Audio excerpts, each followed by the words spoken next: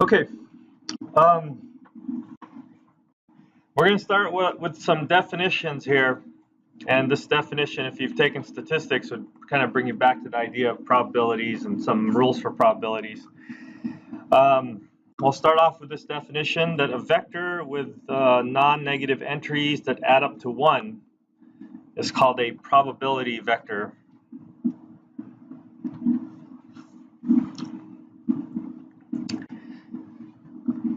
A stochastic matrix is a square matrix made up of probability vectors in its columns.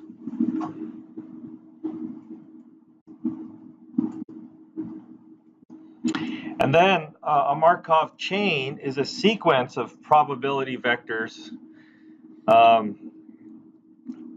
where you apply those vectors to a stochastic matrix. And then you get a series of these vectors. So they introduced this thing called the first order difference equation, kind of like a differential equation, but it's not. It's a difference equation.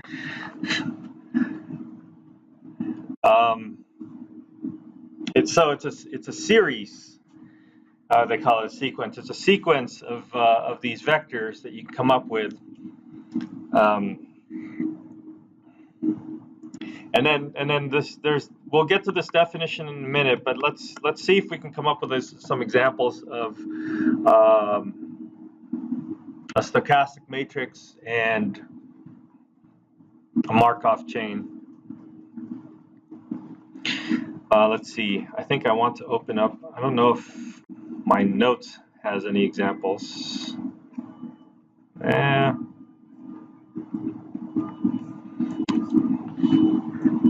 Sorry, I'm going to have to open up my textbook and take a look at some examples of Markov chains.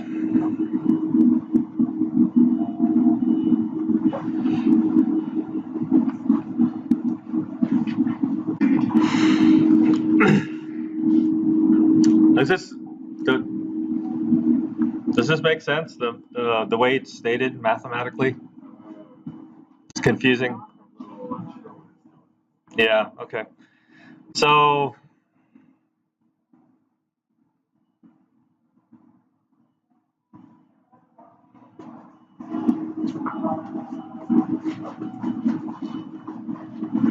for this, it might be good to actually use a computer. So you can use your calculators. I'm going to use MATLAB just so I can get these numbers quicker because I want to get a chain of them, right? That's the chain part. So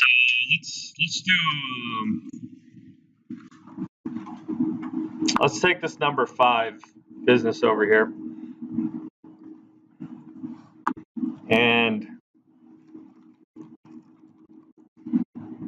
let's first convince ourselves that this is a stochastic matrix. Stochastic matrix, the way to check that is to add, right? To add the columns, or to add the elements in the columns. So 0.1 plus 0.9 is 1, and 0.6. Oh, how come I can't? Oh well, something going on.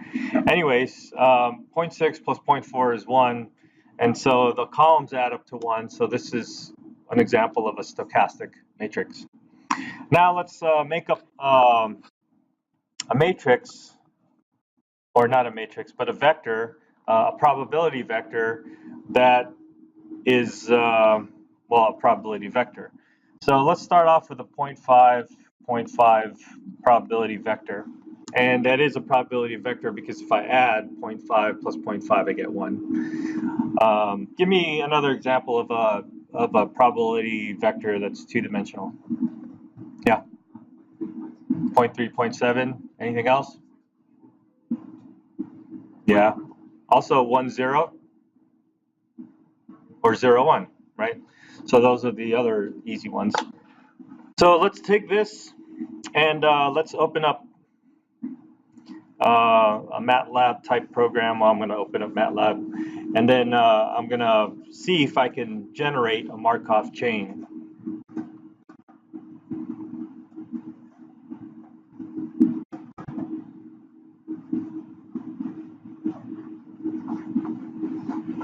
So if I call my matrix A here equals 0.1, 0.6, 0.9, 0.4, and then I multiply it with a matrix x naught equals 0.5, 0.5, and A times x naught is going to be another vector. It says 0.35, 0.65. So our x1, the way this chain is going to work, x1 is going to be this matrix A, if we call this A times x naught, which is 0.35 and what was it? 65. And guess what? It's still a probability vector. It should be, right?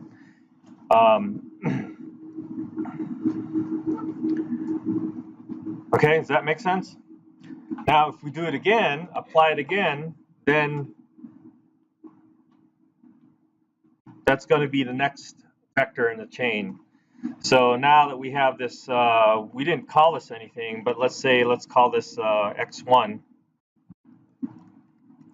equals our last answer. And then x2 now is going to equal to A applied to our last answer. 0.425, 0.575. So our x2 is going to be A times x1, which is, according to MATLAB, 0.425 and what was it? 585? 425, 575.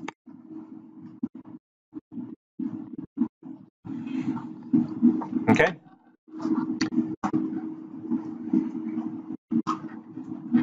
So we got the idea of the chain. So this is called a Markov chain.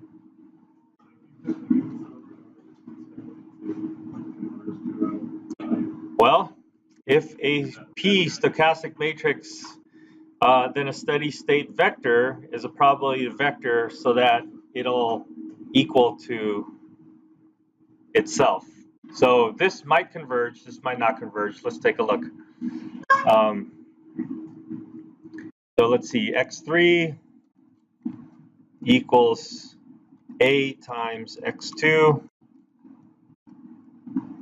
and then x4 equals A times x3.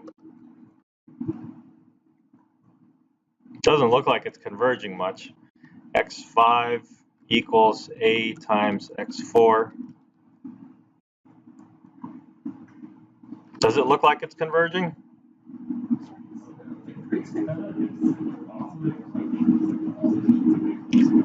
Maybe, yeah. So let's write some of these numbers down.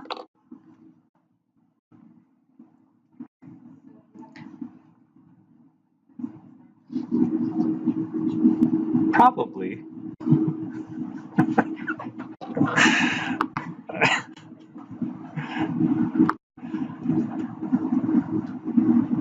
All right, let's get these numbers down here.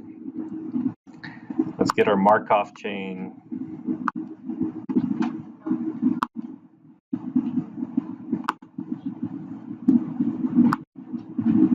I can't shrink the page anymore. So where are we? x3.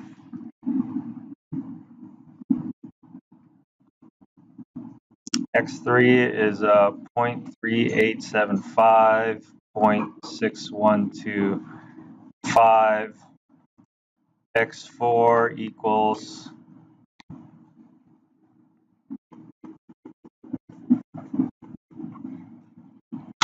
0.4063, 0.5938, x5 equals 0.3969.6031. Let's do one more. x6 equals a times x5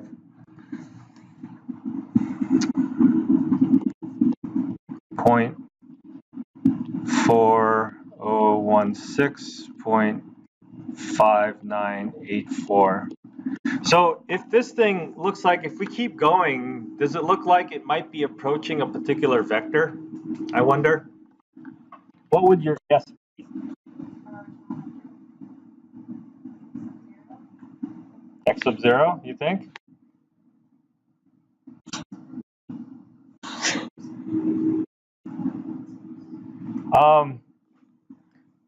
If you look at these numbers, you got 0.4 and 0.6. Looks like it's getting closer and closer to that. So, let's start a new chain, a new Markov chain,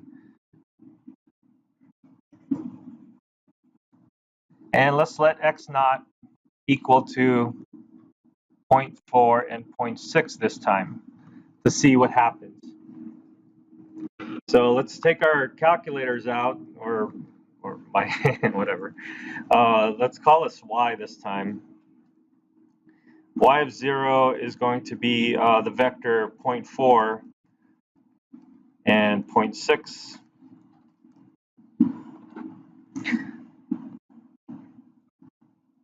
Doesn't matter what you call it, just call it y of 0. And so y1 should equal to a times y of 0.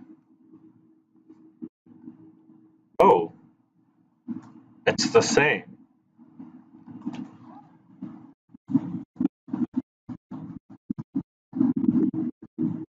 And so, I mean, if I do this again, I'm going to get the same answer, right? So here we go. This is a special type of vector. This is called a steady state vector, that so that if you take that vector 0.4 and 0.6 and then you apply it to your matrix and you get the exact same vector again, that's called a steady state or equilibrium vector. And another interesting thing that we can do, I'll just do it real quick here. What if we started with a different probability vector? So you guys gave a bunch of examples, and there's another example, 1, 0. So let's try 1, 0. Let's call this x again.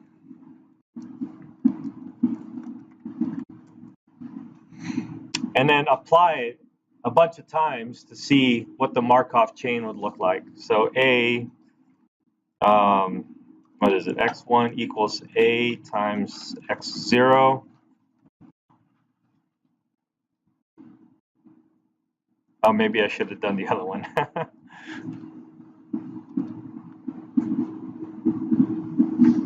Wow.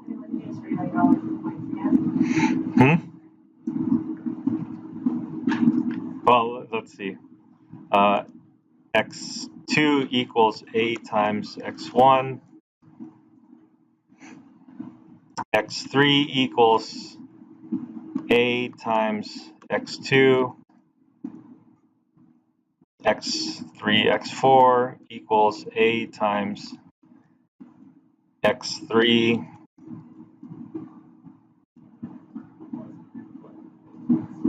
Yeah, x4, x5 equals a times x4.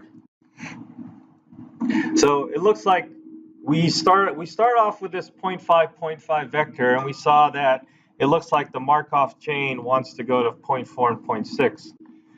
When we did 0.4 and 0.6, we got exactly that. And then when we took a totally different vector, like 1, 0, we see that the chain goes to 0.1, 0.9, 0.55, 0.45. It looks like it's still trying to go towards 0.4 and 0.6.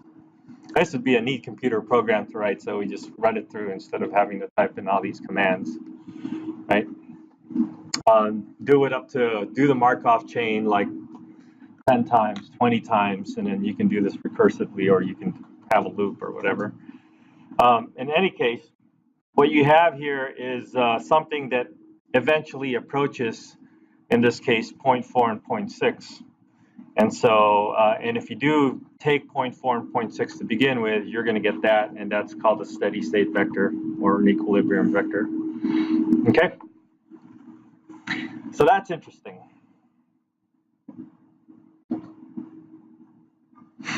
So this is a preview of our next chapter that we're going to go over, and unfortunately we don't have much more time to spend on this, but on the really simplest level, this idea of this stochastic process idea is kind of like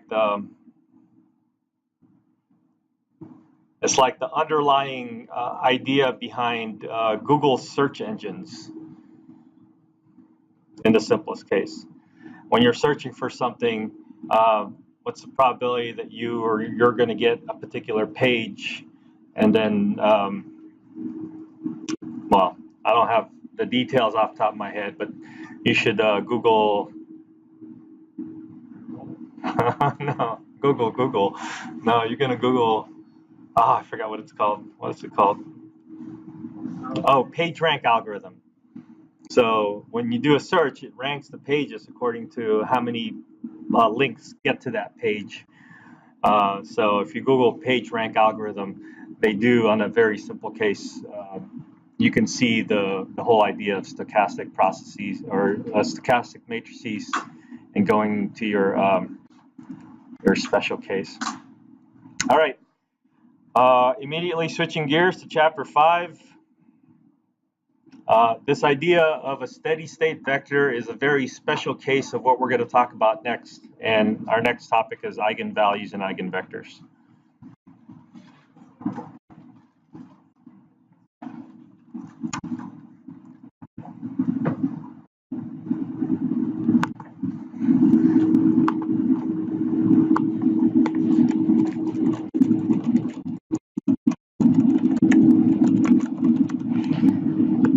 So, if anybody speaks German,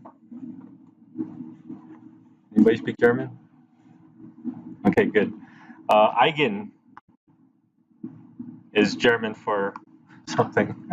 I get to make it up because you guys don't speak German. I forgot. Special, I don't know. Special value. First, number 1. Whatever. Anyways, so here's a definition of an eigenvalue and an eigenvector. They kind of come together in a pair here.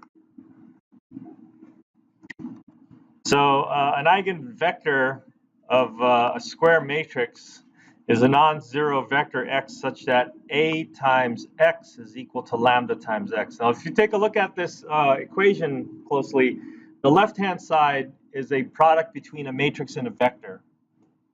And the right-hand side is a scalar, alpha times a vector. So what we're saying here is that the product of a matrix times a vector is actually equal to the product of a scalar times a vector. And so what is a scalar times a vector? It's another vector. So the product of a matrix and a vector should equal to a vector, and that vector is equal to that same vector that's scaled. Lambda is called the eigenvalue of A. Not the eigenvalue, it's called an eigenvalue because there might be more than one different eigenvalue. So if there's a non-trivial solution for this, x is called an eigenvector corresponding to the eigenvalue, lambda.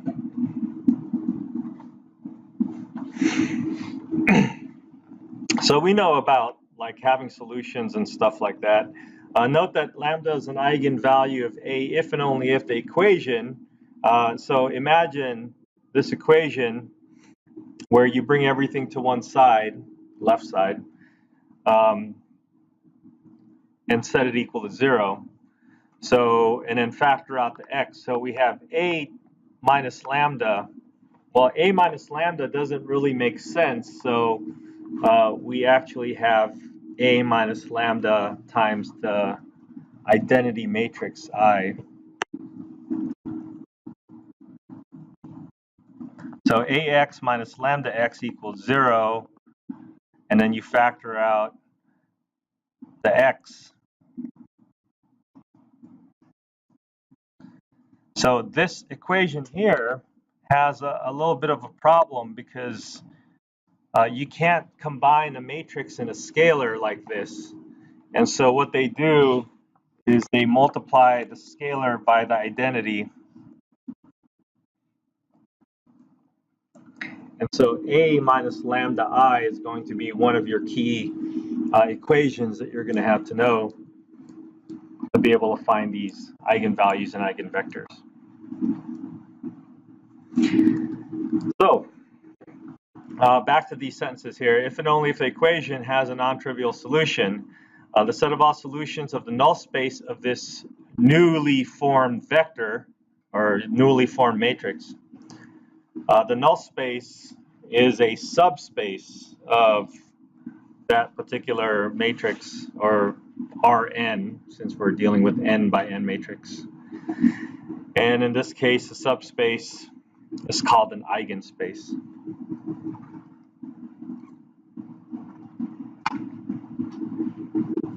Okay.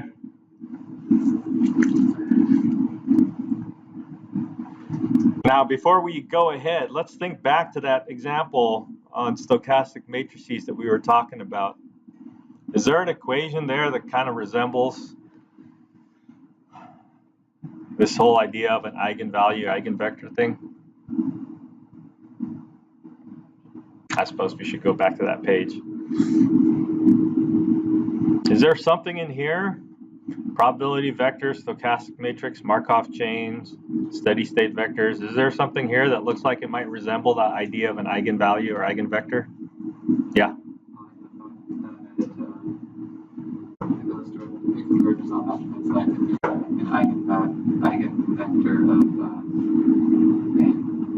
So it looks like this might be an eigenvector of A.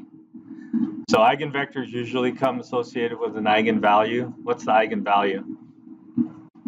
1. Okay. If you look at this equation over here, P times Q is equal to Q. Imagine there's a 1 in front of the Q on the right-hand side.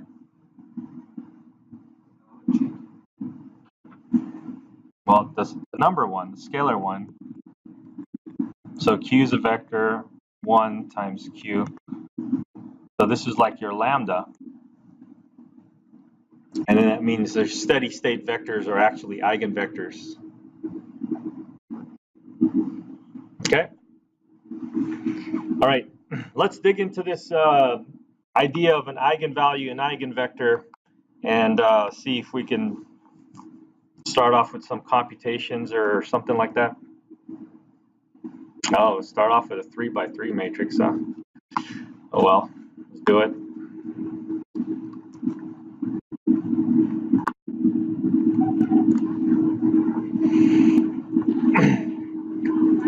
So in this particular example, they gave us lambda, an eigenvalue of -2. Most of the times when you do these problems, you're not given anything, you're just given the matrix, and then they expect you to find the eigenvalues and eigenvectors that are associated with it.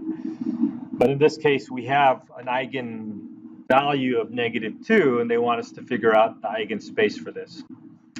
So let's use their information over here, where they tell us to write this equation A minus lambda I times x is equal to 0. And then really what we're looking for is the eigenspace, the subspace. So we want to look at A minus lambda I.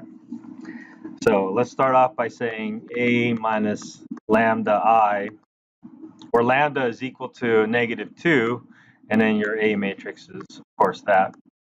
So we got 1, 0, minus 1, 1, minus 3, 0, 4, -13, 1, minus lambda times the identity matrix. So the identity matrix just has 1s in the diagonal.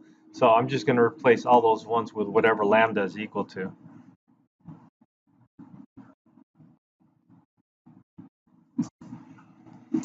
Okay. And so now we're going to get a new matrix. This new matrix will be 1 minus -2. That's a 3, I think. 0, and then minus 1.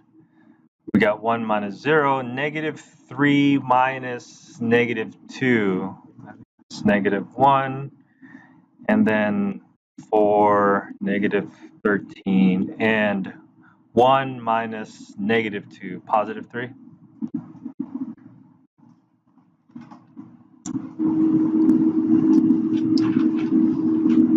Okay. Now, in the background, what you're really solving for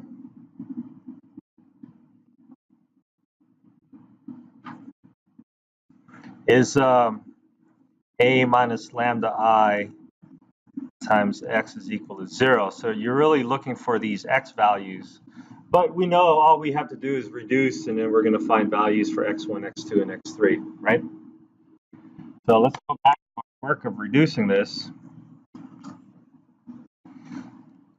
And let's do some row operations to whatever, to find values. I don't know if you're interested in a row swap.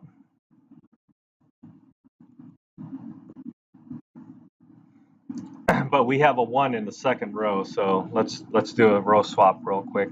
Let me rewrite this thing over again.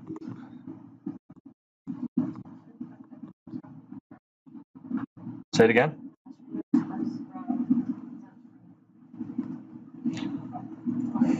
I don't think it'll matter. Well, it doesn't matter. However you want to do it. I'll just swap the first row and the second row. 1 minus 1, 0. 3, 0, minus 1, 4, minus 13, and 3. And then now I'll do a couple of row operations to get rid of the first, to clear out the first column. I got a -3 times the first row plus the second row. By the way, I see sometimes when people do some row operations, they put a constant or a number in front of the row that they're changing. That's not a row operation. A row operation changes one row and then adds it to the row that you're replacing. Okay, you're not multiplying the row that you're replacing and then adding another row to it. So there's a slight difference, and I still see that mistake every once in a while when I'm looking at papers. And so be careful to actually do the proper row operation. So we got 0 for that 3 component. So -3 times -1 is +3, add 0. And then 0 minus 1. And then here we'll do -4 times the first row added to row 3. So we get 0 there. -4, +4, 4 minus 13 is -9. And 4, that's just a 3 here, right? And then I'm not going to scale the 3 into a 1. I'll just leave it as a 3. And then that looks like it'll get rid of that 9 in the bottom. So let's take our second row, multiply it by +3, and add it to the third row.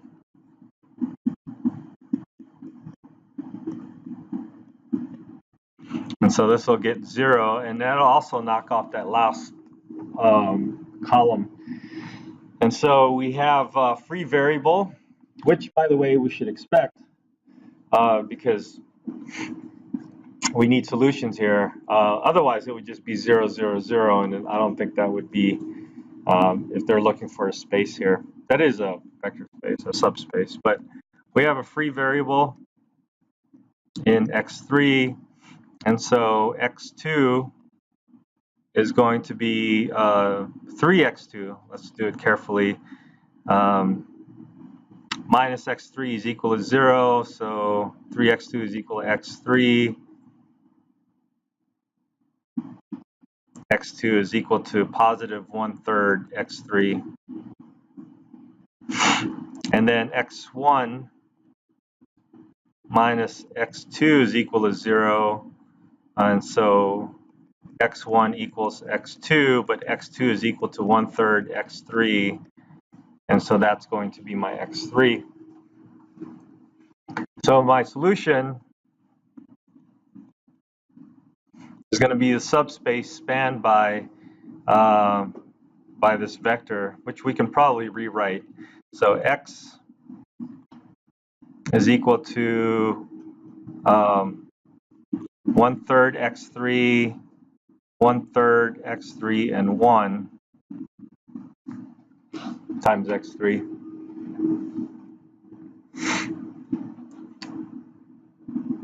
Or, since x3 was free, you can let x3 whatever you want.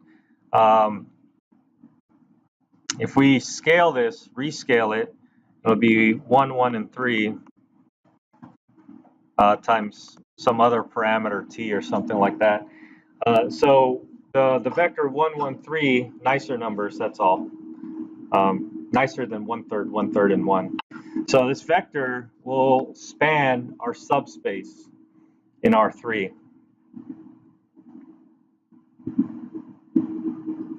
So the span of this vector, so the subspace, eigenspace, for your eigenvalue of x, or of lambda is equal to -2, is going to be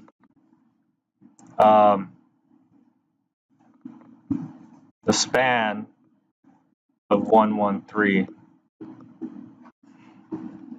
So in 3 dimensions, this is a one-dimensional line that goes through 0, 0, 0 on the point 1, 1, 3. So anything on that line will be a solution for this homogeneous equation. And that line is going to be the subspace for your eigenvalue. This, by the way, is also your eigenvector.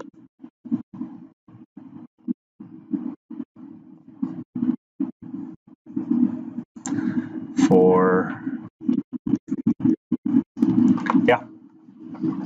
So in order to find the eigenspace, you have to use the null of A. It's not the null of A, it's going to be the null of this. A is the original matrix. That you need the null of A minus lambda I. Yeah. Yeah.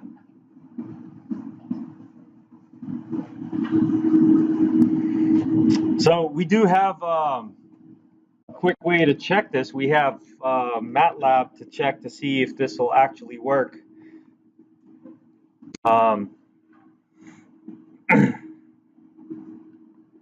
Yeah.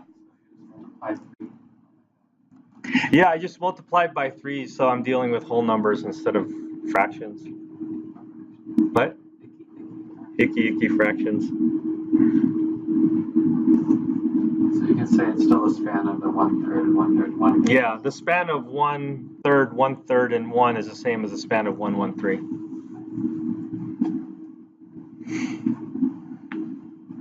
All right, let's check. So let's let A equal to the original matrix. What was the original matrix? Here we go. 1, 0, minus 1, 1, minus 3, 0, 4 minus 13, 1. That's your original matrix. Let's see what happens when we multiply it by your x is equal to 1, 1, 3. So A times x.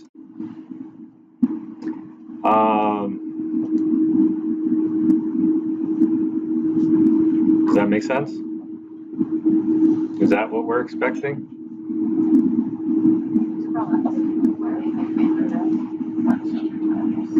All of that business is that. So we have the matrix A, and then we have the matrix. We have the vector x, 1, 1, 3, and then we did A times x, and we got -2, -2, 6. Is that what we're expecting? Yeah, you can also use a fixed multiplier and -2 times x, right? That's lambda times x. So A times x equals lambda times x. So yes, it looks like it worked. I mean, we could do 1/3 also, right? Y equals 1/3, 1/3, and 1. And A times y is equal to that 1/3, 1/3, and 1 that's multiplied by -2. So this should work for anything in that space, right? So if I had 113 instead of 113, if I had 339, that should also work, right? So z equals 339, and then A times z is 339 multiplied by -2. So anything in the space should be satisfied by this equation, the definition of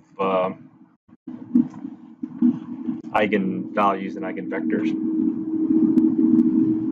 Okay, any questions?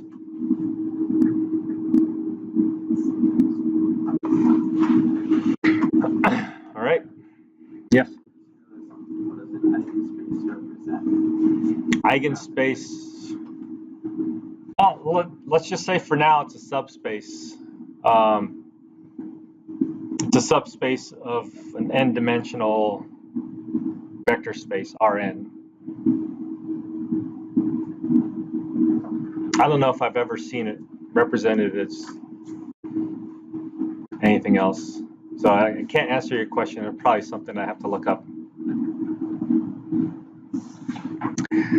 All right.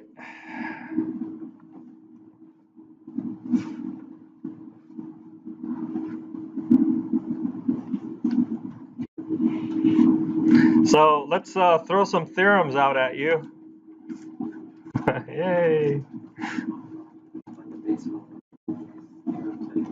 Yeah, I think you need more than the baseball glove for this.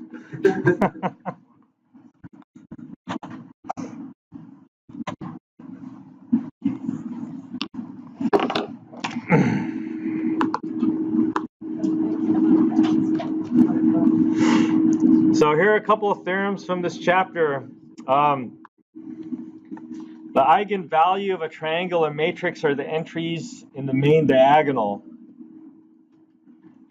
So if you have a triangular matrix, upper or lower triangular, remember if upper triangular has zeros in the bottom and lower triangular has zeros on top. So these are matrices that have values on the diagonal and zeros everywhere else. This is upper, and lower triangular.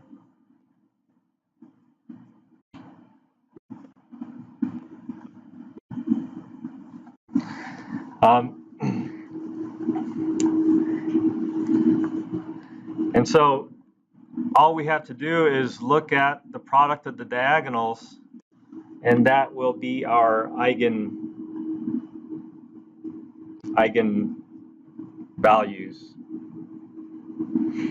So we can have more than one eigenvalue, it turns out. If we have V1 through VR are eigenvectors that correspond to distinct eigenvalues, lambda 1 through lambda r, then each of those V1 through VR will be linearly independent from each other.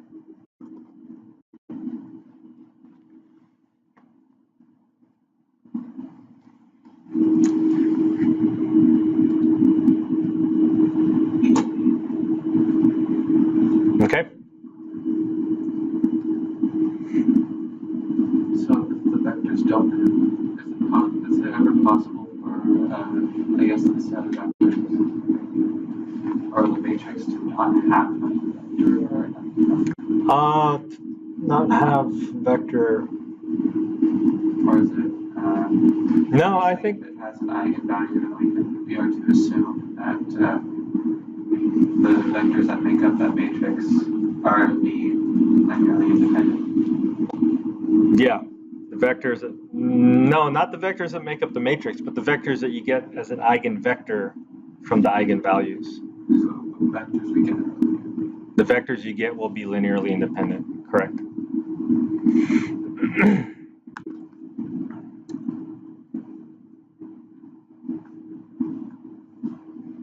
There's more stuff going on. All right, let's actually dive in and see if we can find the eigenvalues and eigenvectors from scratch.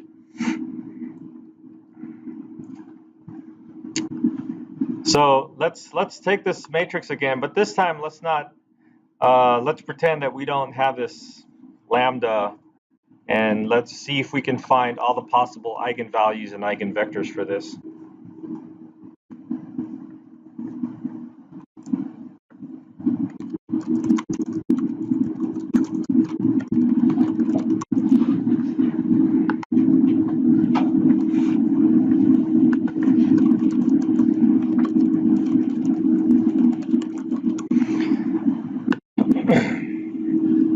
Maybe we should do eigenvalues first, and we'll find eigenvectors later.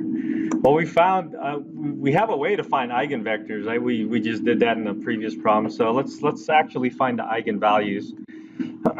So what we're going to do is we're going to look at that equation that we are dealing with, which is that A minus lambda I. And then what happened was before we knew a lambda, but now let's assume that we don't have a lambda. How are we going to find this? How are we going to find lambda, I guess is the question. So what we're going to do is we're going to just write this equation with a lambda still unknown and see if we can solve for lambda. So let's see, we have an A, 1, 0, minus 1, 1, minus 3, 0, 4, negative 13, and 1, minus lambda I. And now remember, I is your identity matrix, so if you multiply your identity matrix with any number, the diagonals are going to change, and everything else will remain zeros. And they're going to change by that number that you're multiplying in front of the I, which in this case is an unknown lambda.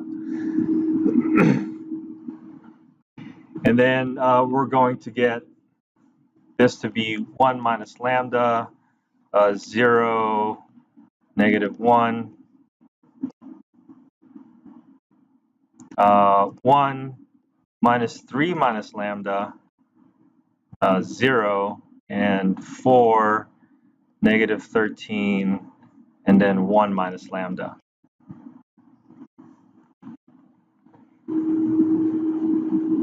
So the question is how, what, now what? What are we going to do with this? I don't know. What should we do? What we want to do is we want to find the null space of this matrix. We essentially want to find the null space of this matrix. So the first thing that comes to mind is to try to row reduce it, right? But what happens is that when you're solving for this, it turns out that we're going to have another way to solve for this. And what we're going to do is we're going to we're going to make sure that we're going to get a solution out of this. And the way we can make sure that we get a non-trivial solution out of this is with a determinant. Now let's think back. We have determinants, right? So what happens if your determinant is non-zero? Then the matrix is invertible, and there's a whole bunch of other things, right? Linearly independent, right? And one of the statements says that your matrix will have only the trivial solution 0, 0, 0 for homogeneous. Now, we want a non-trivial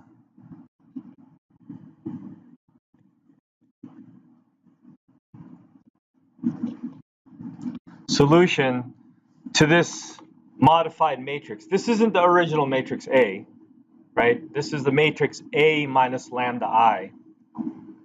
And we want a non-trivial solution for this. So in other words, we're going to want this to be non-invertible. So imagine that big list of the invertible matrix theorem to be the opposite. Okay, we have a non-trivial solution. One of the things one of the things in that big list is, well, we have that big list here somewhere. So we basically want these things to be the opposite of what it says, because remember, they're either all true or they're all false. And if we want a non-trivial solution, it's the opposite of this, right? So we want everything else to be opposite. One of them down here, is it here? Oh my goodness, it's not here.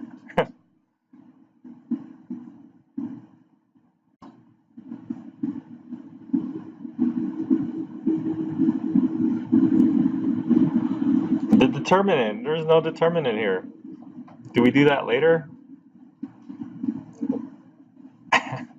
One of them is supposed to be the determinant is equal to 0.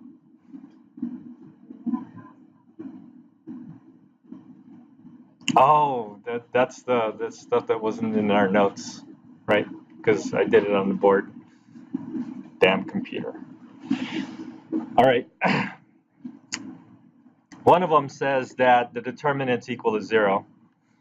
So what we're going to do is the determinant of A minus lambda I is equal to 0.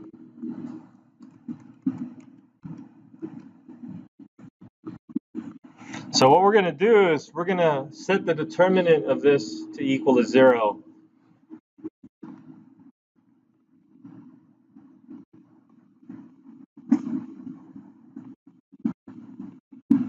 And then solve. Okay? And then if that's the case, then the values that we're going to get for lambda should be the values that would make this have a non-trivial solution. And then we can, for each of those values that we get, we can find out the appropriate eigenvectors. Now, one of the values that we should get would be -2, right? Because we already know that that's an eigenvalue. So let's go ahead and take the determinant of this and see. And it'll give us a determinant practice. So I see zeros in the first row and the last column. So I'm just going to go ahead and expand on the first row. And expand on the first row.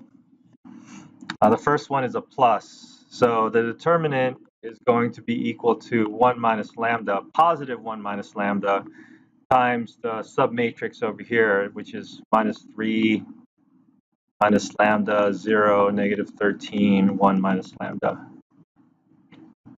Minus 0 times something that I don't care because it's multiplied by 0. Plus, the last one is going to be a -1 times the submatrix 1 minus 3 minus lambda 4, negative 13. So that's how we're going to find our determinant.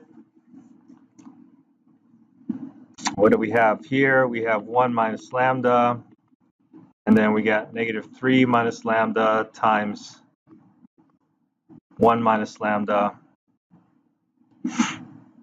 minus 0, because 13, negative 13 times 0 is 0. This is gone. We have minus, or I'm just going to put plus negative 1 here just so I don't get confused. We have a negative 13 minus 4 times negative 3 minus lambda.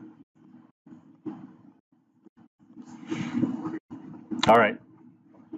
Boy, we have 1 minus lambda minus 3 minus lambda minus 1 minus lambda. And then we have a bunch of negatives here. Let's call it a positive 13, and let's call this a positive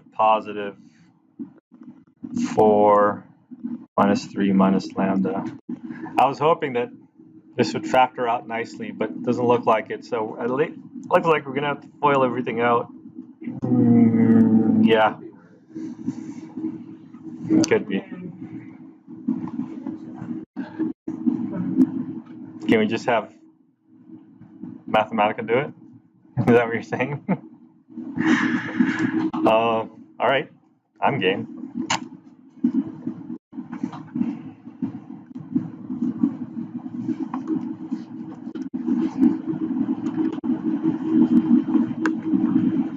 So we have, I'm just going to call it x, 1 minus x, minus 3 minus x, 1 minus x.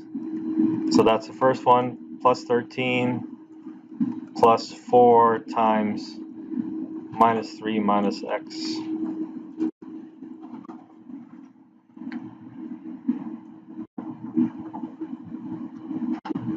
I don't know. Is any of these helpful? Simplify.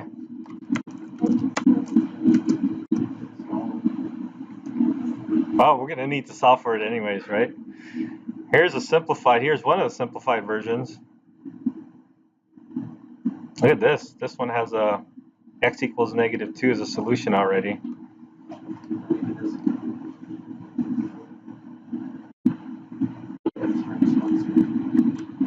I'm going to take a picture of this before. All right, solve. So we want to solve when this thing's equal to 0. So let's make sure that we have an equation here.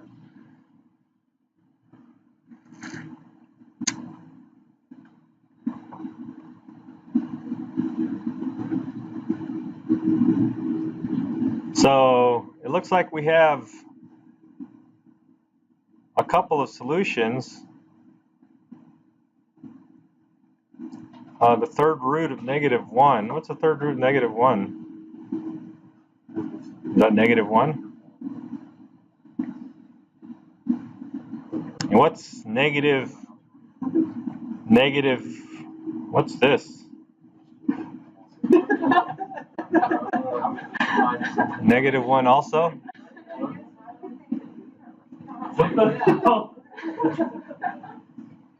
Well, if you guys are interested in how Mathematica is getting this, it has some stuff to do with complex numbers. It's pretty cool, but we'll talk about it some other time.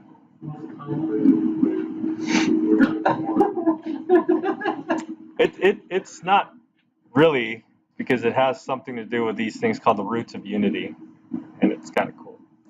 Anyways, yeah.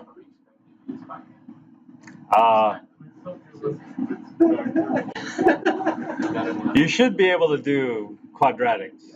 Yeah.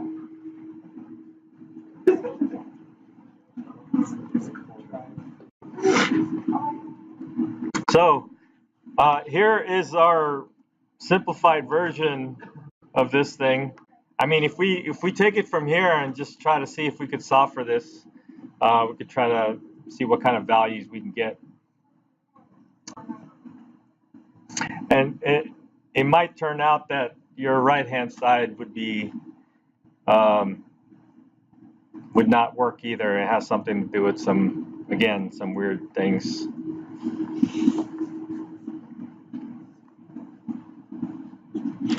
So we have x.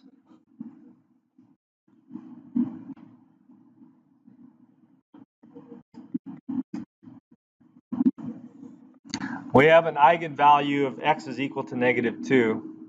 And if we were to set this equal to 0 and do some stuff with like the, I don't know, quadratic formula or something like that, we will probably come up with some, I don't know, we're going to come up with some complex numbers.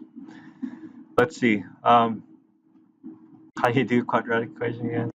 Lambda is equal to -b, so that's a +1 plus or minus the square root of b squared minus 4ac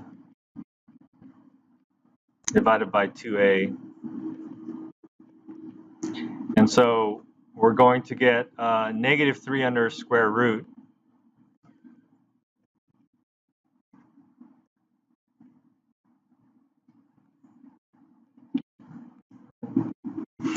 And so we're going to get complex numbers out of this, which is not going to give us anything that we can use with our stuff. Yeah, so for our class, we'll just ignore this. If you're taking some other classes that might use complex numbers, then this might be important. So for us, we won't worry about complex solutions here. So we got this lambda is equal to -2, which is what was given as an eigenvalue for us in the previous problem. So it looks like it worked out. Anyways, this equation where we set this equal to 0 has a special name, and that is that's called something.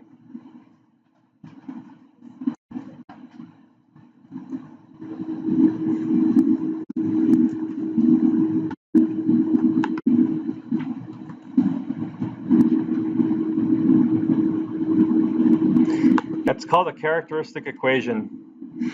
So if you have an n by n matrix and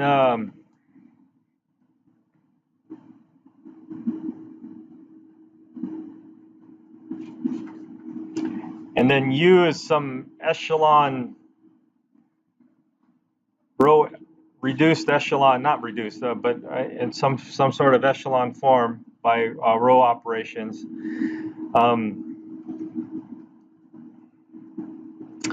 Then R is the number of row interchanges, then the determinant is going to be equal to this thing. Oh, that's not the characteristic equation yet, sorry.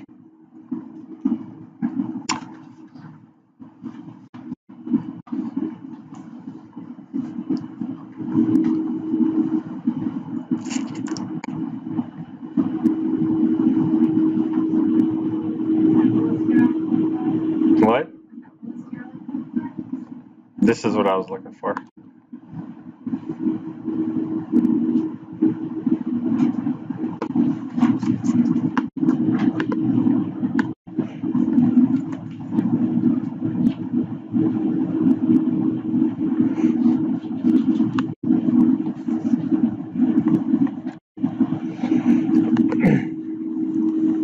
So the determinant of that a minus lambda I is equal to 0, when that's set equal to 0, that's called the characteristic equation. And it turns out that solving that characteristic equation will give us the set of eigenvalues. This previous determinant information was really more useful for the long list that we don't have too much time to talk about. But I'll add that list in the notes after class. But what I want us to focus on is this idea of a characteristic equation.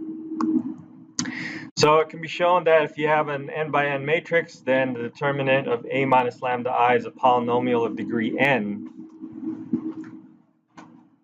And so a polynomial of degree n will have n roots if you count multiplicity and if you count roots in the complex plane, complex numbers. So scalar A is called an eigenvalue if it satisfies this characteristic equation. So this is going to be the way that we're going to be finding these eigenvalues.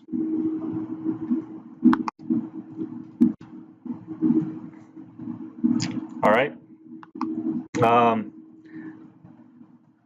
Let's do a 2x2 example.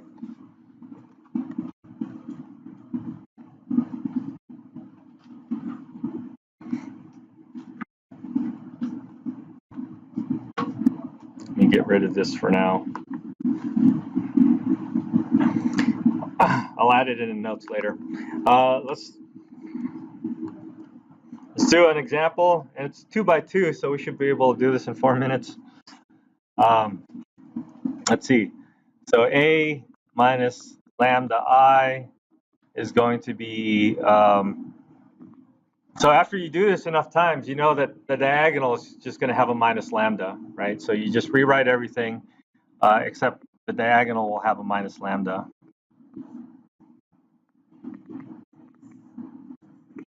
Right? And then you take the determinant of that, and I'll use vertical bars here now. So it's going to be 7 minus lambda, 3 minus lambda, minus, and then 2 times negative 2 is negative 4. And then we're going to FOIL it out. We get 21 minus 10 lambda plus lambda squared plus 4.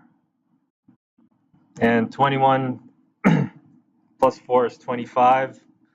So we have lambda squared minus 10 lambda is equal to plus 25 is equal to 0. And so that's minus 5. So this has 2 eigenvalues with the same eigenvalue of multiplicity 2. So lambda equals to 5. And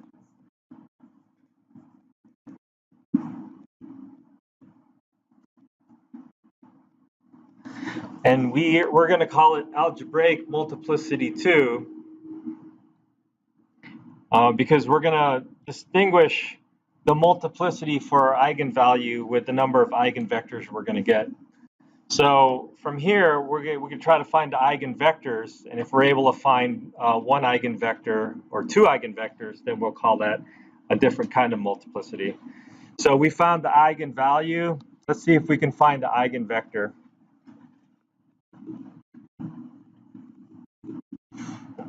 And to find the eigenvector, remember we want to solve for a minus lambda I times x is equal to 0. We want to solve for x, right? So we need to look at this with lambda is equal to 5. 7 minus 5 minus 2, 2, 3 minus 5. This is going to be 2 minus 2, 2, 3 minus 5. Oh, that's negative 2 also.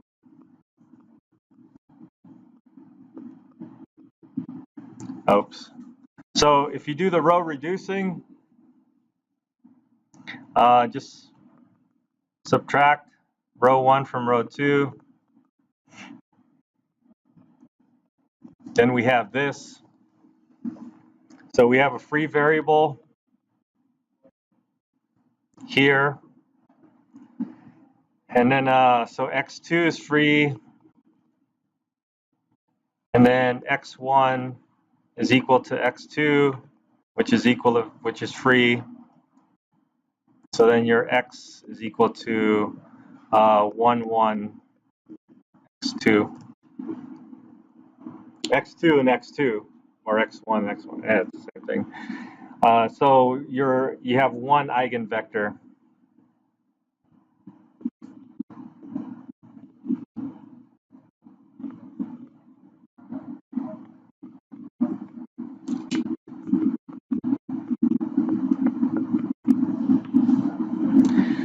So in this case, we have a matrix where the algebraic multiplicity for your eigenvalue is 2. We have an eigenvalue of 5 with algebraic multiplicity 2. And then when we came out here, we only got one eigenvector, 1, 1. And so that has geometric multiplicity, we'll call it.